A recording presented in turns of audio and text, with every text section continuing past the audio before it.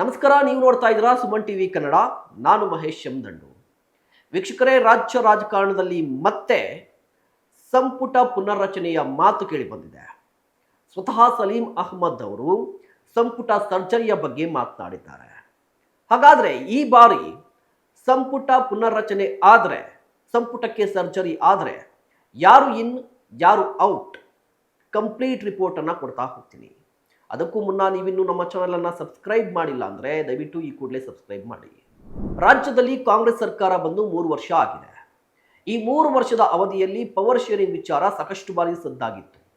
ಇದರ ನಡುವೆ ಸಂಪುಟ ಪುನರ್ರಚನೆಯ ಬಗ್ಗೆಯೂ ಕೂಡ ಆಗಾಗ ಮಾತು ಕೇಳಿ ಬರ್ತಾ ಇತ್ತು. ಸಾಮಾನ್ಯವಾಗಿ ಯಾವುದೇ ಸರ್ಕಾರ ಅಧಿಕಾರಕ್ಕೆ ಬಂದಾಗ 2 ವರ್ಷಕ್ಕೆ ಅಥವಾ 2 ವರ್ಷದ ನಂತರ ಸಂಪುಟ ಪುನರ್ರಚನೆ ಆಗುತ್ತೆ. ಅಂದರೆ ಈಗಾಗಲೇ ಸಚಿವರಾಗಿರ್ತಾರಲ್ವ, ಅವರಿಗೆ ಕೋಕ್ ಕೊಟ್ಟು, ಯಾರ ಪರ್ಫಾರ್ಮೆನ್ಸ್ ವೀಕ್ ಆಗಿರುತ್ತೋ ಅವರಿಗೆ ಕೋಕ್ ಕೊಟ್ಟು ಹೊಸಬರಿಗೆ ಅವಕಾಶವನ್ನು ಕೊಡುವಂಥದ್ದು. ಈ ಪ್ರಯತ್ನ ಎಲ್ಲ ಸರ್ಕಾರಗಳಲ್ಲೂ ಕೂಡ ಆಗ್ತಾ ಇತ್ತು. ಬಟ್ ಕರ್ನಾಟಕದ ವಿಚಾರಕ್ಕೆ ಬಂದರೆ ಸಂಪುಟ ಪುನರ್ರಚನೆ ಆಗಲಿಲ್ಲ. ಸಿದ್ದರಾಮಯ್ಯನವರಿಗೆ ಒಲವಿತ್ತು. ಇದೇ ಕಾರಣಕ್ಕಾಗಿ ಸಿದ್ದರಾಮಯ್ಯನವರು ಪದೇ ಪದೇ ದೆಹಲಿಗೆ ಹೋದಂತಹ ಸಂದರ್ಭದಲ್ಲಿ ಸಂಪುಟ ಪುನರ್ರಚನೆಯ ಬಗ್ಗೆ ಮಾತನಾಡ್ತಾ ಇದ್ರು. ಅವಕಾಶವನ್ನ ಕೊಡಿ, ಅನುಮತಿಯನ್ನ ಕೊಡಿ ಅಂತ ಹೇಳಿ ಬರ್ತಾ ಇದ್ರು. ಬಟ್ ಹೈಕಮಾಂಡ್ ತಡೀತಾ ಇತ್ತು. ಅದಕ್ಕೆ ರೀಸನ್ ಡಿ ಕೆ ಶಿವಕುಮಾರ್ ಅವರು. ಯಾಕೆ ಡಿ ಕೆ ಶಿವಕುಮಾರ್ ಅವರು ಅಂತ ಹೇಳಿದ್ರೆ, ಇಫ್ ಇನ್ ಕೇಸ್ ಏನಾದರೂ ಸಿಎಂ ಬದಲಾದ್ರೆ, ಡಿ ಕೆ ಶಿವಕುಮಾರ್ ಸಿಎಂ ಆದ್ರೆ ಆಗ ಮತ್ತೊಮ್ಮೆ ಸಂಪುಟವನ್ನ ರಚನೆ ಮಾಡಬೇಕಾಗುತ್ತೆ. ಸೊ ನಾನು ಸಿಎಂ ಆಗ್ತೀನಲ್ವಾ, ಆಗ ಒಂದೇ ಬಾರಿ ಸಂಪುಟವನ್ನ ಪುನರ್ರಚನೆ ಮಾಡೋಣ, ಈಗ ಬೇಡ ಅಂತ ಹೇಳಿ ತಡೀತಾ ಇದ್ರು.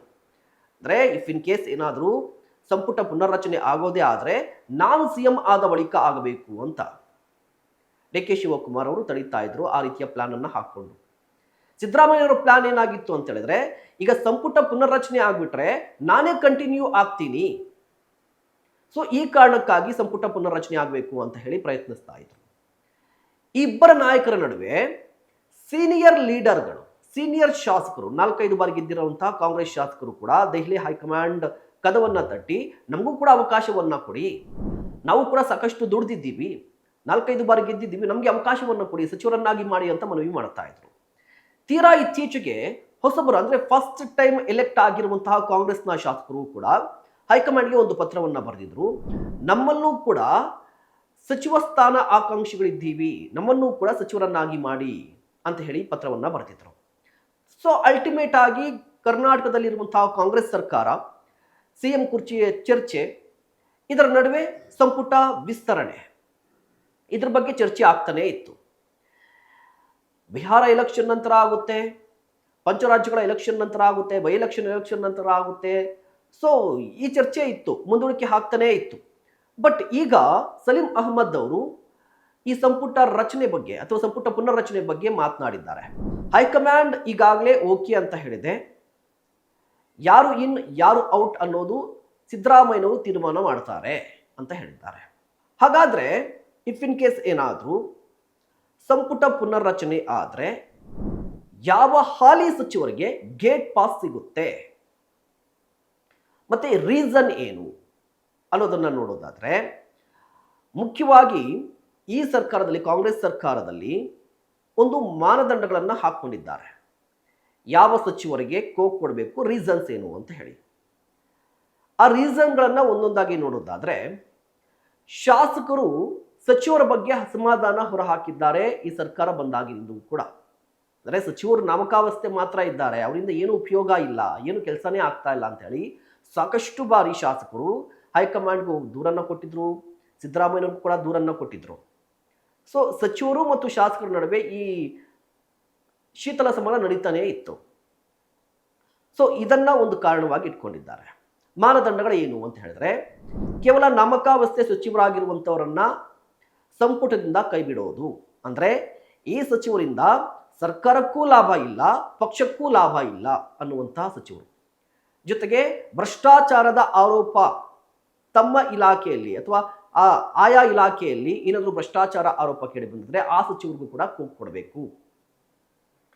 ಇದರ ಜೊತೆಗೆ ವಯಸ್ಸಿನ ಕಾರಣ ಸೀನಿಯಾರಿಟಿ ಮೇಲೂ ಕೂಡ ಗೇಟ್ ಪಾಸ್ ಕೊಡಬೇಕು, ಹೊಸಬರಿಗೆ ಅವಕಾಶವನ್ನು ಕೊಡಬೇಕು ಅಂತ ಹೇಳಿ ತೀರ್ಮಾನವನ್ನ ತೆಗೆದುಕೊಂಡಿದ್ದಾರಂತೆ. ಈ ಮಾನದಂಡಗಳನ್ನ ಇಟ್ಕೊಂಡು ನೋಡಿದ್ರೆ ಒಂದಿಷ್ಟು ಸಚಿವರ ಹೆಸರು ಕೇಳಿ ಬರುತ್ತೆ. ಮುಖ್ಯವಾಗಿ ಈಗಾಗಲೇ ಶಾರ್ಟ್ ಲಿಸ್ಟ್ ಕೂಡ ಆಗಿದೆ ಅಂತ ಹೇಳ್ತಾ ಇದ್ದಾರೆ. ಆ ಶಾರ್ಟ್ ಲಿಸ್ಟ್ ಏನು ಮತ್ತು ಯಾರ್ಯಾರು ಇದ್ದಾರೆ ಅಂತ ನೋಡೋದಾದ್ರೆ, ಮುಖ್ಯವಾಗಿ ಸಂಪುಟದಿಂದ ಔಟ್ ಆಗುವಂತಹ ಸಚಿವರು ಯಾರು ಅಂತ ಹೇಳಿದ್ರೆ ಬೈರತಿ ಸುರೇಶ್ ಅವರು ಮೊದಲ ಸ್ಥಾನದಲ್ಲಿದ್ದಾರೆ. ಕಾರಣ ಇಷ್ಟೇ, ಅವರು ಇಲಾಖೆ ಕೆಲಸಗಳಲ್ಲಿ ತೊಡಗಿಸ್ಕೋತಾ ಇಲ್ಲ, ಅವರು ಸೂಪರ್ ಸಿಎಂ ಆಗಿ ವರ್ತಿಸ್ತಾ ಇದ್ದಾರೆ ಅನ್ನುವಂಥ ಆರೋಪ ಇದೆ. ಇನ್ನು ಕೆ ಎಚ್ ಮುನಿಯಪ್ಪನವರು ವಯಸ್ಸಿನ ಕಾರಣ ಮತ್ತೆ ಸ್ವತಃ ಕೆ ಎಚ್ ಮುನಿಯಪ್ಪನವರೇ ಹೇಳಿದರು ಹೊಸಬರಿಗೆ ಅವಕಾಶವನ್ನು ಕೊಡಬೇಕು ಅಂತ ಹೇಳಿ. ಸೊ ಅವರ ಹೆಸರು ಕೂಡ ಇದೆ. ಲಕ್ಷ್ಮೀ ಹೆಬ್ಬಾಳ್ಕರ್ ಅವರು ಕೂಡ ಸದನದಲ್ಲಿ ಮುಜುಗರವನ್ನು ಅನುಭವಿಸಿದ್ರು.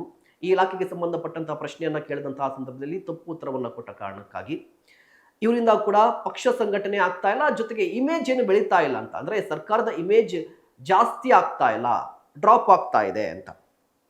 ಮಧು ಬಂಗಾರಪ್ಪನವರು ಶಿಕ್ಷಣ ಸಚಿವರಾಗಿದ್ದಾರೆ, ಬಟ್ ಆ ಇಲಾಖೆಗೆ ಸಂಬಂಧಪಟ್ಟಂತೆ ಒಂದಿಷ್ಟು ಗೊಂದಲಗಳಿದೆ. ಮಧು ಬಂಗಾರಪ್ಪನವರು ಸರಿಯಾಗಿ ಹ್ಯಾಂಡಲ್ ಮಾಡ್ತಾ ಇಲ್ಲ. ಇದ್ರ ಜೊತೆಗೆ ಏನು ಅಂತ ಹೇಳಿದ್ರೆ ಪಕ್ಷಕ್ಕೂ ಕೂಡ ಲಾಭ ಆಗ್ತಾ ಇಲ್ಲ, ಇವರ ಎಡವಟ್ಟುಗಳಿಂದಾಗಿ ಪಕ್ಷಕ್ಕೆ ಡ್ಯಾಮೇಜ್ ಆಗ್ತಾ ಇದೆ ಅನ್ನುತ್ತಾ ಆರೋಪ ಇದೆ. ಬೋಸರಾಜು ಅವರಷ್ಟೇ MLC ಆಗಿದ್ರು, ಅವರನ್ನ ಏಕಾಏಕಿಯಾಗಿ ಸಚಿವರನ್ನಾಗಿ ಮಾಡಲಾಯಿತು ತೆಲಂಗಾಣ ಎಲೆಕ್ಷನ್ಗಾಗಿ. ಈಗ ತೆಲಂಗಾಣ ಎಲೆಕ್ಷನ್ ಕೂಡ ಆಯಿತು, ಕಾಂಗ್ರೆಸ್ ಸರ್ಕಾರ ಇದೆ, ಬೋಸರಾಜು ಅವರು ಇಲ್ಲಿ ಸಚಿವರಾಗಿದ್ದಾರೆ. ಬಟ್ ಏನು ಉಪಯೋಗ? ಅವರಿಂದ ಸರ್ಕಾರಕ್ಕೂ ಹೆಲ್ಪ್ ಆಗ್ತಾ ಇಲ್ಲ ಮತ್ತು ಪಕ್ಷ ಸಂಘಟನೆ ಕೂಡ ಏನೂ ಆಗ್ತಾ ಇಲ್ವಲ್ಲ, ವಯಸ್ಸಾಗಿದೆ, ಹೊಸಬರಿಗೆ ಅವಕಾಶವನ್ನು ಕೊಡಬೇಕು ಅಂತ ಹೇಳಿ. RB ತಿಮ್ಮಾಪುರ ಅಬಕಾರಿ ಇಲಾಖೆಯಲ್ಲಿ ಆಗಿರುವಂತಹ ಭ್ರಷ್ಟಾಚಾರ ಮತ್ತು ಅವ್ರ ಮೇಲೆ ಬಂದಿರುವಂತಹ ಲಂಚದ ಆರೋಪ ನಿಮ್ಗೆಲ್ಲರಿಗೂ ಕೂಡ ಗೊತ್ತೇ ಇದೆ. ಅವ್ರಿಗೂ ಕೂಡ ಗೇಟ್ ಪಾಸ್ ಅನ್ನು ಕೊಡಬೇಕು ಅಂತ ಹೇಳಿ ತೀರ್ಮಾನವನ್ನು ತೆಗೆದುಕೊಂಡಿದ್ದಾರಂತೆ. ಇನ್ನು SS ಮಲ್ಲಿಕಾರ್ಜುನ್ ಅವರು ಅಷ್ಟೇನೆ ಕೇವಲ ಅವರ ಜಿಲ್ಲೆಗೆ ಮಾತ್ರ ಸೀಮಿತ ಆಗಿಬಿಟ್ಟಿದ್ದಾರೆ, ಬೇರೆ ಕಡೆ ಗಮನ ಕೊಡ್ತಾ ಇಲ್ಲ, ಇವರು ಪಕ್ಷ ಸಂಘಟನೆಯಲ್ಲಿ ತೊಡಗಿಸ್ಕೊತಾ ಇಲ್ಲ. ಇದಕ್ಕೂ ಮೀರಿ ಇನ್ನೊಂದು ಕಾರಣ ಏನು ಅಂತ ಹೇಳಿದ್ರೆ, ಈಗಾಗಲೇ ಅವರ ಪತ್ನಿ ಸಂಸದೆ ಆಗಿದ್ದಾರೆ, ಇವರು ಸಚಿವರು, ಮಗ ಈಗ MLA ಆಗಿದ್ದಾರೆ. ಸೊ ಅಧಿಕಾರ ಎಲ್ಲವೂ ಕೂಡ ಒಂದೇ ಕುಟುಂಬಕ್ಕೆ ಇದೆ. ಸೊ ಇವರನ್ನ ಸಚಿವ ಸ್ಥಾನದಿಂದ ಕೆಳಗಿಳಿಸಿದ್ರೆ ಅದನ್ನ ಬ್ಯಾಲೆನ್ಸ್ ಮಾಡಬಹುದು ಅಂತ ಲೆಕ್ಕಾಚಾರ. ಇದರ ಜೊತೆಗೆ SS ಮಲ್ಲಿಕಾರ್ಜುನ್ ಅವರು ಕೂಡ ಹೇಳಿದ್ರಂತೆ, ಇಫ್ ಇನ್ ಕೇಸ್ ಏನಾದರೂ ನನ್ನ ಮಗನಿಗೆ MLA ಟಿಕೆಟ್ ಕೊಟ್ಟರೆ ನಾನು ಸಚಿವ ಸ್ಥಾನದಿಂದ ಕೆಳಗಿಳಿತೀನಿ ಅಂತ ಹೇಳಿದ್ರಂತೆ. ಸೊ ಅವ್ರು ಕೂಡ ಗೇಟ್ ಪಾಸ್ ಕೊಡಬಹುದು.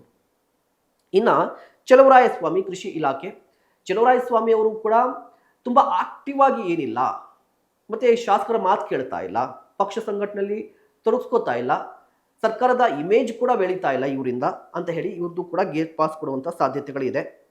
ಇದರ ಜೊತೆಗೆ MC ಸುಧಾಕರ್ ಉನ್ನತ ಶಿಕ್ಷಣ, MC ಸುಧಾಕರ್ ಅವರು ಇದ್ದಾರೆ, ಚಿಕ್ಕಬಳ್ಳಾಪುರ ಉಸ್ತುವಾರಿ ಸಚಿವರು. ಬಟ್ ಇವರ ವಿರುದ್ಧವೂ ಕೂಡ ಒಂದಿಷ್ಟು ಅಸಮಾಧಾನ ಇದೆ. ಶಾಸಕರ ಮಾತು ಕೇಳಲ್ಲ, ಶಾಸಕರ ಕೈಗೆ ಸಿಗಲ್ಲ, ಮತ್ತೆ ಇಲಾಖೆಯಲ್ಲಿ ಏನಾದರೂ ದೊಡ್ಡ ಬದಲಾವಣೆ ಏನಾದರೂ ಮಾಡಿದ್ದಾರಾ ಅಂತ ಹೇಳಿದ್ರೆ ಏನೂ ಕೂಡ ಬದಲಾವಣೆ ಮಾಡಿಲ್ಲ, ನಮಕಾವ್ಯಸ್ಥೆ ಇದ್ದಾರೆ ಅಂತ ಆರೋಪ. ರಹೀಂ ಖಾನ್, ಅದೇ ರೀತಿಯಾಗಿ ವೆಂಕಟೇಶ್ ಅವರು, ಮಂಕಳ್ ವೈದ್ಯ ಅವರು, ಡಾಕ್ಟರ್ ಶರಣ್ ಪ್ರಕಾಶ್ ಪಾಟೀಲ್ ಅವರು, ಶಿವಾನಂದ ಪಾಟೀಲ್, ನೋಡಿ ಇವರು ಕೂಡ ಈ ಹೆಸರು ಏನಿದೆಯಲ್ವಾ, ಇವರೆಲ್ಲರೂ ಕೂಡ ನಾಮಕಾವಸ್ಥೆ ಮಾತ್ರ ಇದ್ದಾರೆ. ಇಲಾಖೆಯಲ್ಲೂ ಕೂಡ ಕೆಲಸ ಆಗ್ತಾ ಇಲ್ಲ, ಸರ್ಕಾರದಲ್ಲೂ ಕೆಲಸ ಆಗ್ತಾ ಇಲ್ಲ, ಇಲ್ಲ ಪಕ್ಷದಿಂದ ಏನಾದರೂ ಪಕ್ಷಕ್ಕೆ ಏನಾದರೂ ಕೊಡುಗೆ ಕೊಡ್ತಾ ಇದ್ದಾರೆ ಅಂತ ಹೇಳಿದ್ರೆ ಅದು ಕೂಡ ಆಗ್ತಾ ಇಲ್ಲ. ಸುಮ್ಮನೆ ಮಂತ್ರಿಗಿರಿಯಲ್ಲಿ ಇದ್ದಾರೆ, ಇವರಿಂದ ಏನು ಕೂಡ ಲಾಭ ಆಗ್ತಾ ಇಲ್ಲ. ಲಾಭ ಅನ್ನೋ ಮೀನ್ಸ್ ಏನಂತ ಹೇಳಿದ್ರೆ ಪಕ್ಷಕ್ಕೆ ಅಥವಾ ಸರ್ಕಾರಕ್ಕೆ ಇಮೇಜ್ ಬರುವಂತಹ ಕೆಲಸಗಳನ್ನ ಮಾಡ್ತಾ ಇಲ್ಲ. ಮತ್ತೆ ಶಾಸಕರ ದೂರು, ಇವರು ಶಾಸಕರ ಮಾತು ಕೇಳ್ತಾ ಇಲ್ಲ, ಶಾಸಕರ ಕೊರತೆ ಕುಂದುಕೊರತೆಗಳ ಬಗ್ಗೆ ಮಾತನಾಡಲ್ಲ, ಶಾಸಕರ ಸಂಪರ್ಕವನ್ನು ಸಿಗೋದಿಲ್ಲ, ಹೀಗೆ ಸಾಕಷ್ಟು ಆರೋಪಗಳು ಇವ್ರ ಮೇಲೆ ಇದೆ. ಇದೇ ಕಾರಣಕ್ಕಾಗಿ ಈ ಸಚಿವರಿಗೆ ಗೇಟ್ ಪಾಸ್ ಕೊಡಬೇಕು ಅಂತ ನಿರ್ಧಾರ ಆಗಿದೆಯಂತೆ. ಸೊ ನಿಮ್ಗೇನು ಅನಿಸುತ್ತೆ ದಯವಿಟ್ಟು ಕಮೆಂಟ್ ಮಾಡಿ. ಈ ಲಿಸ್ಟಲ್ಲಿ ನಿಮ್ಗೆ ಗೊತ್ತಿರುವಂಥ ಹೆಸರು ಮಿಸ್ ಆಗಿದ್ರೆ ದಯವಿಟ್ಟು ಕಮೆಂಟ್ ಮಾಡಿ. ಇಂತಹ ಮತ್ತಷ್ಟು ಕಂಟೆಂಟ್ಗಾಗಿ ನೋಡ್ತಾ ಇರಿ ಸುಮನ್ ಟಿವಿ ಕನ್ನಡ.